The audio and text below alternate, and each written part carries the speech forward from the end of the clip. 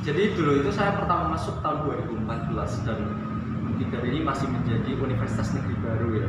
Jadi kalau Untidar itu kan tahun 2014 di bulan April. Nah, saya masuk itu sekitar bulan Oktober. Dan menurut saya ini adalah suatu peluang yang besar ketika saya bisa masuk ke sana. Karena nantinya pasti Untidar ini sama dengan univ yang lain gitu. Kalau boleh tahu kan masuknya jurusan teknik ya? Teknik sipil? Ya, teknik sipil. Kenapa sih ambil teknik sipil? Ya, yang pertama sebelum saya masuk ke teknik sipil, sebelumnya saya sudah cari tahu gitu ya tentang apa teknik sipil gitu kan, terus peluangnya seperti apa dan sebagainya. Yang pertama saya basicnya itu adalah di IPA. Jadi dulu waktu SMA saya ngambil IPA dan memang senang IPA gitu. Terus setelah lulus saya lihat gitu kan potensi saya ini kira-kira bisa masuk kemana, dan ternyata salah satunya di teknik sipil ini. Ketika saya lihat teknik sipil ini kok bagus gitu kan, dan ya udah saya ambil dan ternyata peluang kerjanya juga bagus juga. Apa setelah Mas Tajus nih sebelum masuk teknik, apa peluang kerjanya diketahui? Kalau di teknik sipil banyak banget ya. Jadi kalau yang basic kayak yang di fakultas-fakultas lain kita bisa jadi saintis, kita juga bisa jadi dosen, kita juga bisa jadi kontraktor, konsultan, terus kerja di beberapa infrastruktur ya di Indonesia atau di luar negeri gitu kan. Mulai dari jalan bisa, terus bandara bisa, pelabuhan bisa, rel kereta api bisa, terminal ya, semua infrastruktur di Indonesia. Selama kuliah di Untidar, ada nggak sih pengalaman yang paling nggak dilupakan? Paling nggak dilupakan ya, banyak sekali ya kalau kita bicara pengalaman yang tidak dilupakan. Karena setiap proses saya menikmatinya gitu kan, dan setiap apa yang saya dapat itu pasti, yang saya dapat atau tidak saya dapat itu pasti melalui perjuangan ya. Mulai dari awal sekali itu kan nyari-nyari kos gitu kan, terus tanya-tanya teman, mulai kenalan sama teman, mulai akrab sama teman gitu kan, sampai belajar bareng dan ya semua sampai akhirnya lulus gitu. Pastinya banyak sekali kalau satu persatu, mulai dari malam, siang nongkrong, terus yang habis bareng gitu kan. Dulu kalau dibilang ambis nih, pasti kalau anak ambis banyak yang ambil organisasi, ikut organisasi. Kalau Mas Tajus sendiri organisasi yang pernah diikuti ya. Jadi dulu pertama kali itu saya kan kalau di Untidar itu kan diwajibkan untuk mengikuti UKM ya. Jadi minimal 2 UKM. Dulu pas awal-awal itu saya ikut di UKI. Nah ya terus di situ juga ada himpunan mahasiswa teknik sipil. Nah saya bergabung di sana. Kemudian setelah beberapa kan periode selesai gitu kan, saya lanjutin ke BEM fakultas, kemudian DPM fakultas, dan akhirnya bermuara ke BMKM. Jabatannya yang pernah jabatan di organisasi apa? Di organisasi ya. Kalau awal-awal itu ya jelas jadi staff ya. Kalau di UKI itu tertingginya apa ya? Divisinya. Oh divisinya. Dulu itu di minat dan bakat apa ya? Kalau di UKI. Terus waktu itu juga kalau yang di HMTS tuh di advokasi. DPM juga advokasi. Kalau yang di BEM itu jadi menteri sosmas. Kan banyak sekali nih organisasi yang diikuti. Bagaimana cara manajemen waktu antara organisasi, kuliah, atau kan kita juga anak muda ya? Iya. Gimana? Oh ya. Jadi kalau pembagian waktunya itu kan sebenarnya waktu itu juga saya susah gitu ya. Bagaimana cara membagi waktu? Kemudian saya cari-cari referensi gitu kan, baca di beberapa artikel dan juga mengikuti beberapa seminar. Di situ saya menemukan ada suatu metode yang namanya Ajna Bonanza. Jadi ada mendesak dan juga penting. Nah, kita bikin apa ya, daily activity, bikin plan gitu kan. Dari apa saja yang harus kita persiapkan, kemudian apa saja yang harus kita dapat gitu kan selama kuliah, termasuk nilai-nilai kita, dan syukur-syukur juga hal-hal yang mungkin itu dianggap tidak penting juga dimasukin. Ya, misalnya nongki itu harus gimana sih gitu kan nongkinya gitu kan. Terus harus lomba apa aja gitu kan, terus IPK-nya harus berapa, terus organisasi yang diikuti itu harus berapa gitu. Berarti kita ambil yang penting dan nggak penting waktu itu ya? Iya, betul sekali. Terus kan pasti banyak prestasi nih yang didapatkan karena itu coba aja selama jadi mahasiswa atau belajar sih.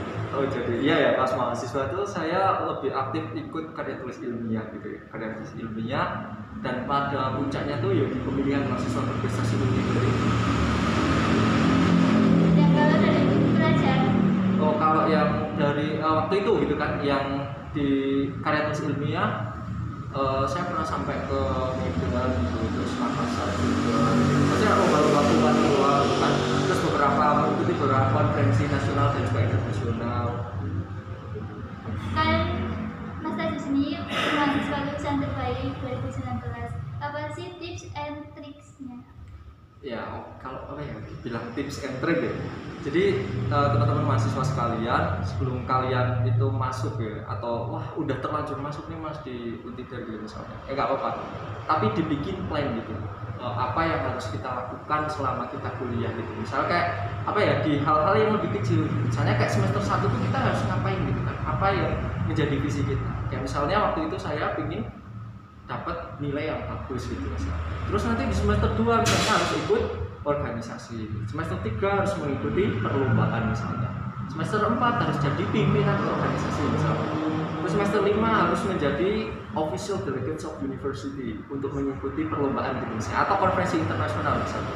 Terus semester 6 misalnya harus ikut atau harus mendirikan sebuah organisasi misalnya. Semester 7 lebih ke pengabdian masyarakat dan skripsi misalnya.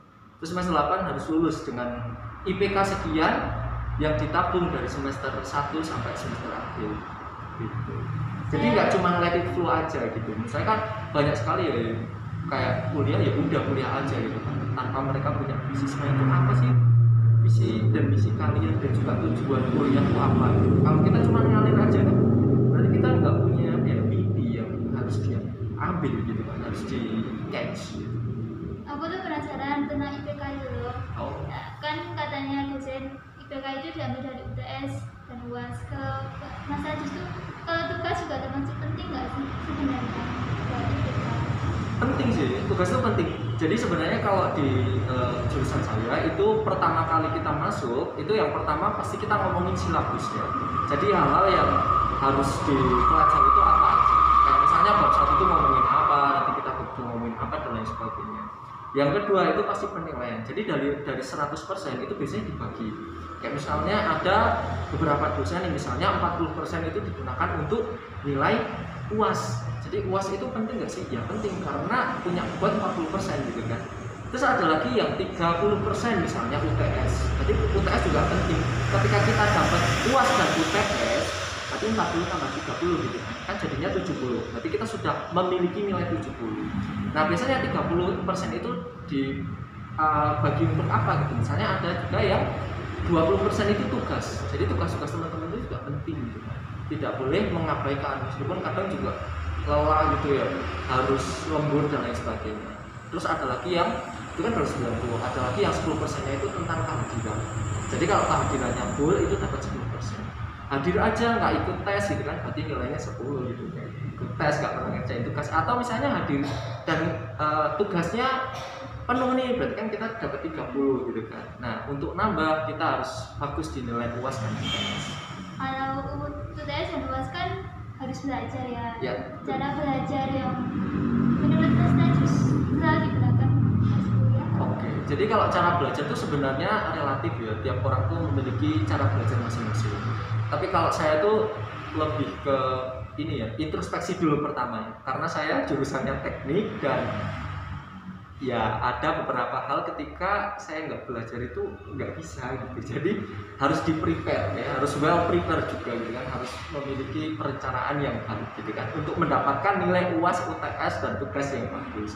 Nah kalau saya itu biasanya setelah pembelajaran yang ada di kelas gitu kan, terus setelah selesai biasanya saya ketika sudah sampai kos saya review lagi apa yang tadi disampaikan oleh dosen. Nah biasanya ada juga beberapa kalimat atau kata, bahkan kata itu yang tidak saya pahami, kemudian saya cari. Dan biasanya saya juga support di jurnal. Misalnya kalian bisa search di misalnya apa ya, Google Scholar misalnya gitu kan. Itu kan ada berbagai macam jurnal. Misalnya kayak, oh saya ini lagi ngomongin interupsi nih, ngomongin interupsi dicari dulu, oh ternyata inklusi artinya ini gitu misalnya. Nah terus kalau misalnya kita kurang paham juga atau mungkin dosen kurang komplit memberikan materi, kita bisa nyari referensi lain misalnya di buku, atau yang paling gampang tuh di jurnal. Kita tinggal search aja, tinggal ketik aja misalnya jurnal tentang interupsi itu, pasti nanti akan keluar banyak dan tentunya kita akan menambah ilmu dari hal itu kaitan dengan penelitian dan lain sebagainya. Berarti kalian tahu kan kalau belajar nggak harus dari dosen aja, kita bisa cari referen dari luar ya. Ya betul mandiri sekali. belajar mandiri. Yes. Dengar-dengar nih, aku pernah dengar kalau Mas Tajud itu pernah ikut pertukaran mahasiswa. Pertukaran apa aja dan ceritain boleh dong. Oke. Jadi dulu itu kan ya namanya mahasiswa ya, maksudnya pasti ada pertukaran dan lain sebagainya. Nah pertukaran itu kalau dulu waktu saya itu dikemas dalam bentuk international conference gitu ya. Nah dulu pertama kali saya ikut itu di Malaysia, yang pertama kali ikut itu di Malaya University. Nah di sana tentang ASEAN Economic Community, karena waktu itu lagi gempa-gempanya MEA ya. Jadi wah MEA itu gimana sih, terus Indonesia harus ngapain sih, bedanya Indonesia sama negara yang lain itu apa gitu. Nah di situ kita dibahas bersama-sama. Nah tentunya di situ juga kita harus bikin paper dulu, kemudian seleksi dulu. Dulu ada perkumpulannya itu di University of UGM. Nah terus saya mengikuti itu dan ya di sana kayak model, kalau teman-teman tahu tuh kayak hampir kayak MUN itu, model United Nations. Kita jadi official delegates of country. Misalnya aku dari Indonesia, terus mempresentasikan tentang permasalahan ekonomi yang ada di Indonesia dan lain sebagainya gitu. Yang pertama banget itu di Malaysia itu di tahun 2017, kemudian berlanjut ya ke Malaysia juga, lagi kedua, terus ke Singapura, ke Thailand dan lain sebagainya, sama juga di International Conference. Jadi saya tuh dulu cari-cari tahu dulu tentang perlombaan-perlombaan yang ada di mahasiswa. Ternyata perlombaan-perlombaan di mahasiswa itu tidak lain dan tidak bukan atau tidak jauh itu dari nulis gitu ya, dari karya tulis ilmiah. Jadi teman-teman sekalian itu mulai belajar menulis. Sebenarnya saya juga nggak bisa gitu kan, karena waktu itu juga pas dulu saya ngambil IPA dan saya diksinya sedikit, tata bahasanya juga tidak bagus dan lain sebagainya. Tapi karena saya menyadari bahwa mahasiswa ini harus dituntut untuk kritis gitu kan, dituntut untuk tahu segala hal dan lain sebagainya. Itu dari jurnal atau mungkin teman-teman mau beli buku atau pinjam buku di perpus kan udah banyak juga gitu kan. Nah ditulis, dimatchkan dengan kehidupan teman-teman sehari-hari dan juga tentang kekurangan atau apa ya, hal-hal yang terjadi di Indonesia aja minimal atau paling minimal banget ya, sebenarnya kayak terjadi di Indonesia terlalu luas ya, terjadi misalnya di lingkungan teman-teman sendiri kan. Terus nanti biasanya ada lomba apa tentang konferensi atau karena di sini itu banyak banget. Kalau teman-teman mau cari itu seminggu pasti ada lomba. Itu kan seleksi, pertukarannya seleksi Ya. Itu dari tingkat apa, terus ke tingkat apa? Langsung ya, jadi di situ dulu dari universitas itu langsung mengadakan seleksi gitu di University of UGM.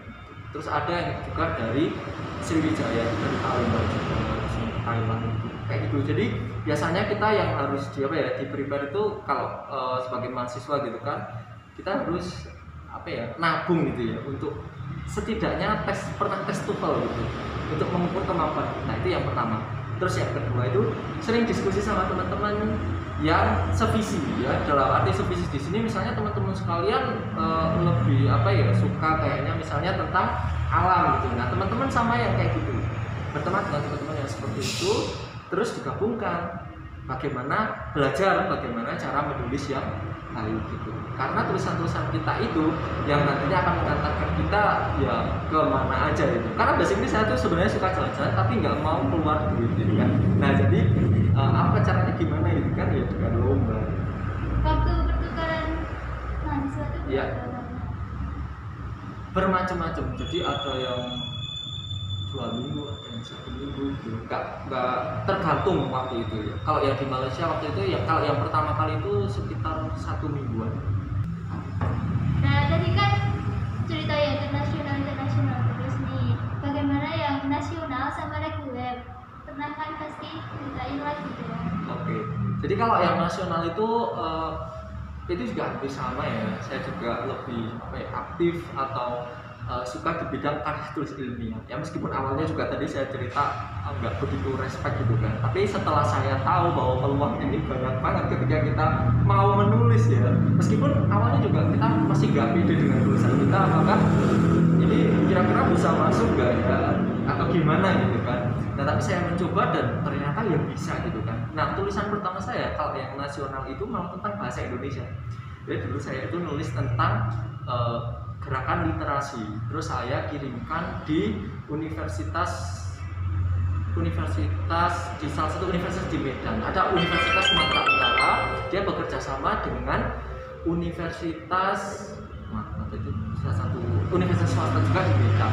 Terus setelah saya masukin Pancabudi ya, di Universitas Pancabudi Medan. Nah, setelah saya masukin, alhamdulillah masuk 16 besar dan akhirnya diundang untuk presentasi di sana. Nah, jadi nggak harus tentang kesipilan. Waktu itu juga saya nulis tentang bahasa Indonesia yang sebenarnya keilmuan rumpun ilmu saya bukan tentang bahasa Indonesia, tapi saya melihat bahwa ternyata banyak sekali nih anak-anak yang kayak kurang bacanya gitu kan, di SD mungkin, di SMP dan lain sebagainya. Nah saya bandingkan dengan beberapa negara-negara tetangga kita kayak Malaysia, terus Singapura, terus malah bahkan di situ juga ada Finlandia. Terus lagi ya setelah ke Medan itu saya nulis lagi dan alhamdulillah diterima itu di salah satu universitas di Makassar, Universitas Alauddin Makassar. Itu saya juga diundang masuk 10 besar dan harus presentasi di sana. Itu juga enggak tentang teknik sipil lagi, tapi tentang ekonomi.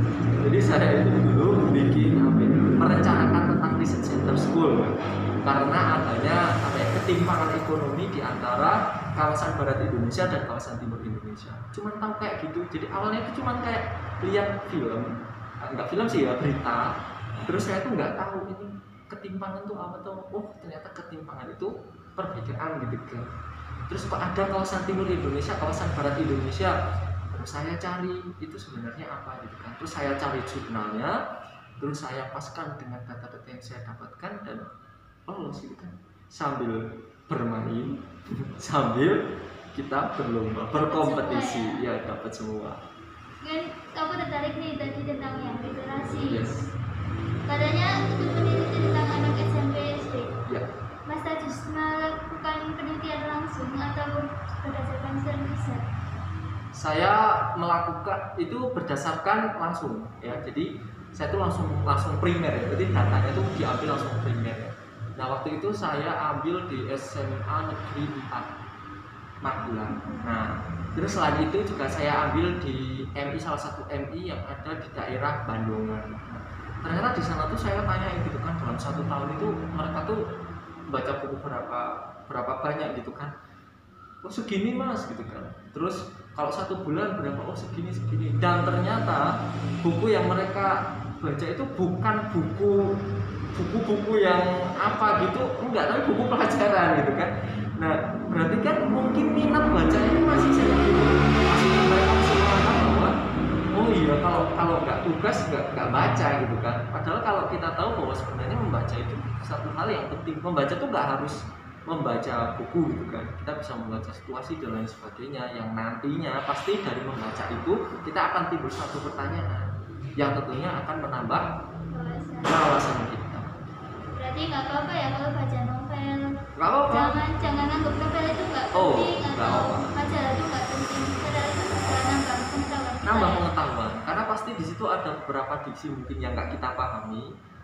Terus biasanya kan kita nyari, misalnya kayak tengkulak itu artinya apa tuh gitu kan. Nah kan tadi udah ngomongin tentang pengetahuan. Kenapa nggak sih itu yang santai-santai kayak lomba-lombaan yang di luar pengetahuan? Di luar pengetahuan. Di luar akademis. Di luar akademis gitu. Iya pernah. Jadi tahun 2016 saya itu pernah ikut Indonesian Youth Dream Camp. Jadi di situ bukan pengetahuan atau tidak pengetahuan ya, tapi itu dari Kemenpora gitu. Nah di situ kita dilatih ya kepemimpinannya sebenarnya. Dan di situ teman-temannya juga pakai organisasi. Tapi lagi-lagi untuk masuk di situ kita tuh juga harus nulis dulu. Jadi kita harus nulis dulu tentang permasalahan yang ada di Indonesia. Misalnya di sana tuh dikasih subtemanya, misalnya kayak subtemanya itu pendidikan, tentang ekonomi, tentang teknik dan lain sebagainya, itu disuruh nulis dulu. Nah nanti kalau tulisan kita itu sudah, oh iya nih udah masuk nih, nah biasanya kita disuruh lagi untuk menulis tentang motivation letter. Kenapa harus memilih saya untuk jadi peserta dalam ajang itu atau dalam event itu gitu kan. Nah terus setelah itu di sana kita diajari tentang banyak hal juga. Di sana kita disuruh bikin project gitu kan, kemudian kita disuruh mempresentasikan project itu, kemudian yang menang itu diberikan dana untuk diaplikasikan di daerah-daerah masing-masing. Dulu saya ngambilnya juga pendidikan, meskipun saya bukan anak pendidikan gitu kan. Tadi diceritain tentang keaplikasian, pasti pernah apa aja pengaplikasiannya, dan pasti pernah dong ikut tentang volunteer atau pengabdian masyarakat. Ya, jadi kebetulan saya juga tergabung di BMKM Unpida, dan saya di situ jadi Menteri Sosial Masyarakat, dan ini pas banget gitu kan dengan program kerja saya gitu kan yang berkaitan dengan mengajar dan memotivasi. Jadi nggak cuma mengajar tapi memotivasi, karena ketika kita cuma belajar tanpa ada motivasi, kita nggak tahu arahnya gitu kan, cuma belajar tapi kalau ditanya kau belajar terus mau ngapain, bingung. Kita juga harus memotivasi, dan waktu itu saya mengambil di beberapa SD yang tertinggal, itu yang pertama. Kemudian yang kedua saya ngambil di panti asuhan. Nah terus ada lagi di situ, ada saya bikin live in lah, model kayak model gitu ya, model kalau sekarang mungkin KKN ya namanya ya, itu di daerah Nipis, karena waktu itu juga barengan dengan longsor yang terjadi di sana, kemudian sekolahnya ambruk lah, mereka nggak sekolah dan lain sebagainya gitu. Akhirnya kita mengabdi juga di sana, malah itu kontinuitas ya. Jadi mungkin dalam satu periode atau satu tahun itu kita sering ke sana setiap bulan gitu. Setiap bulan bisa satu minggu bisa 2 kali, 3 kali, sampai kita juga nginep di sana seminggu kayak gitu. Berarti itu juga termasuk prokernya. Iya, bisa prokernya BEM, dan kebetulan saya juga masuk dan alhamdulillah didanai untuk menjalankan proker itu. Jadi ya sekali dayung 2-3 pulau terlampau. Kan setahuku di Unpida ada program kayak kewirausahaan. Nah, Mas Ajis pernah nggak sih ikut itu? Oh iya. Kita ini.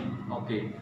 Ya pernah. Jadi dulu tahun 2016 ya itu ada namanya IPTEX bagi Wirausahaan. Jadi dulu itu namanya IPTEX bagi Wirausahaan.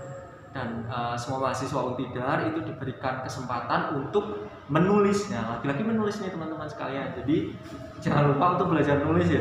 Nah, jadi yang pertama itu kita harus menulis produk kita itu apa, terus kira-kira itu nanti itu modalnya berapa dan lain sebagainya. Dan waktu itu saya dan teman-teman saya gitu kan satu tim memiliki pemikiran untuk membuat sesuatu yang tidak bermanfaat menjadi bermanfaat. Dan waktu itu saya bikin apa tuh namanya itu buat nyuci itu, cuci piring ya, cuci piring yang terbuat ya kayak spons itu yang terbuat dari karung beras. Nah, kenapa? Karena waktu itu karung beras itu kan nggak banyak dipakai gitu kan di rumah. Kemudian dipikir buat apa gitu. Akhirnya saya tulis dan alhamdulillah didanai gitu kan untuk dilaksanakan. Dan di bulan Ramadan dan lain sebagainya kita juga dilatih untuk berjualan keliling dan lain sebagainya gitu. Jadi pernah ikut ya? Pernah. Dan sukses sih. Alhamdulillah. Nah kan tadi udah cerita terus nih tentang Mas Ajis. Aku tuh penasaran Mas, kan kuliah di Unpida 5 tahun ya. Kalau Mas Ajis lihat Unpida itu ada perkembangannya. Karena Mas Ajis baru masuk pas Unpida hari ini ya, ada perkembangannya selama 4 tahun. Banyak sekali perkembangannya. Yang pertama yang bisa kita lihat secara mata terbuka gitu aja ya, itu yang pertama adalah gedungnya. Jadi waktu itu pas saya masuk itu ya masih biasa gitu kan, belum tingkat. Jadi masih semua tuh lantai 1. Yang lantai 2 itu cuma fakultas ekonomi kalau nggak salah. Iya, kayaknya cuma fakultas ekonomi. Karena itu juga notabene waktu saya masuk itu kan negeri baru ya, negeri tanggal 1 April, iya kan. Terus saya masuknya itu sekitar Oktober atau November gitu, waktu itu 2014. Dan itu masih biasa, dan bahkan fakultas saya juga masih biasa, gedungnya juga masih biasa gitu kan. Jadi kalau dilihat peningkatannya satu dari segi gedung. Terus kedua itu dari mahasiswanya sendiri. Pastinya kenapa? Karena setiap tahun itu pasti berbeda jalurnya. Kayak misalnya tahun saya itu belum ada SNMPTN, belum terseleksi secara baik. Nah gitu. Terus adik kelas saya baru ada mulai ada SBMPTN, SNMPTN dan lain sebagainya. Nah tentunya SNMPTN, SBMPTN dan lain sebagainya itu kan menyaring calon mahasiswa terbaik dari seluruh Indonesia.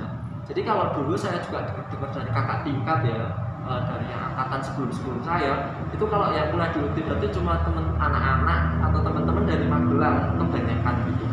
Tapi mulai angkatan saya, terus adik saya, dan mungkin sampai sekarang itu kan banyak banget ya. Sudah ada dari Papua, terus dari Aceh, atau bahkan dari luar negeri yang sekolah di Undipta.